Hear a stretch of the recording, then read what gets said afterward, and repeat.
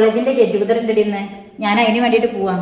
അല്ല, അന്നെന്തെന്ന് ചായ കുടിച്ച് കഴിഞ്ഞപ്പോ താഴത്തേക്കേ കണ്ടില്ല. സുഖല്ലേ?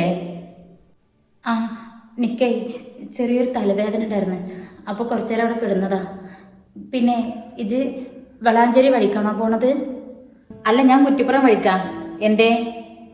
ആണോ? ഞാനേ വളാഞ്ചേരി വഴിക്കാണെങ്കിൽ നിക്കും കൂടി എൻ്റെ ഒപ്പം പോരായിരുന്നു വിചാരിച്ചിട്ടാ. അതിന് ഇജെടുക്ക കുഞ്ഞോളെ പോണത്? അത് പിന്നമ്മ, ഞാനേ വീട്ടിലേക്ക് വിളിച്ചിട്ടുണ്ടായിരുന്നു കുറച്ചു നേരം മുന്നേ. അപ്പോൾ അവിടെ ഉമ്മാക്ക് എന്തോ സുഖമില്ല അത്ര, തല ചുറ്റലാണ് എന്നൊക്കെ പറഞ്ഞ്. അപ്പോൾ ഞാനൊന്ന് പോയി കണ്ടിട്ട് വരാമല്ലോ എന്ന് വിചാരിച്ചിട്ടാ. പെട്ടെന്ന് ഇപ്പം എൻ്റെ ഉമ്മാക്ക് എന്തേ പറ്റി കുഞ്ഞോളെ? ഇന്നലെ വൈകുന്നേരം ഇപ്പം ഉമ്മാക്ക് വിളിച്ചപ്പോൾ അവിടെ ആർക്കും കുഴപ്പമൊന്നുമില്ല, എല്ലാവർക്കും സുഖമാണെന്നൊക്കെ പറഞ്ഞത്. പിന്നെ ഇപ്പം എന്തേ? ആ, അത് പിന്നെ അതെന്ത് ചോദ്യം രാബിയത്ത? ഒരാൾക്ക് വയ്യാണ്ടാവാന് ഇത്ര നേരം വേണം? അല്ല കുഞ്ഞോളെ, അല്ല ഞങ്ങൾ ആരെങ്കിലും കൂടെ വരണോ? അതിൻ്റെ ആവശ്യമൊന്നുമില്ലടി, ഞാൻ ഒറ്റയ്ക്ക് പോയിക്കോളാം. അത്ര വലിയ കുഴപ്പമൊന്നുമില്ല. എന്തോ ചെറിയ തലചുറ്റലാണെന്ന് പോലും. ഒന്ന് കണ്ടു വന്നാൽ ഒരു സമാധാനമല്ലോ, അതുകൊണ്ടാ. ഇന്നാ അനക്ക് വേണമെങ്കിൽ ആരിസിനോട് സംഭവം ചോദിച്ചങ്ങാണ്ട് 2 ദിവസം അവിടെ ഉമ്മാടുത്ത് പോയി നിൽക്കാറുന്നില്ലേ? ഓൻ പോയിട്ടും ഇജവിടെ പോയി നിന്നിട്ടൊന്നുമില്ലല്ലോ.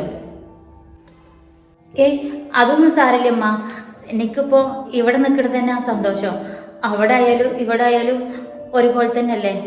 അതുകൊണ്ട് ഞാൻ നിൽക്കണമെന്നില്ല, പോയിട്ട് ഇപ്പൊ തന്നെ വരും.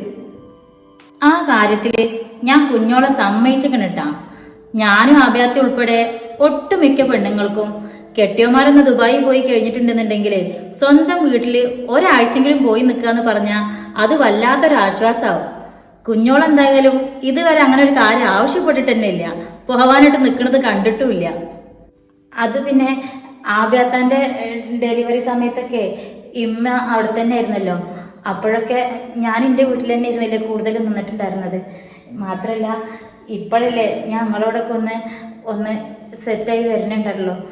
അതുകൊണ്ടാണ് ഞാൻ ഇനി ഇവിടെ തന്നെ കുറച്ച് നിൽക്കാമെന്ന് വിചാരിച്ചത്. അവിടെ കുറെ നിന്നതല്ലേ.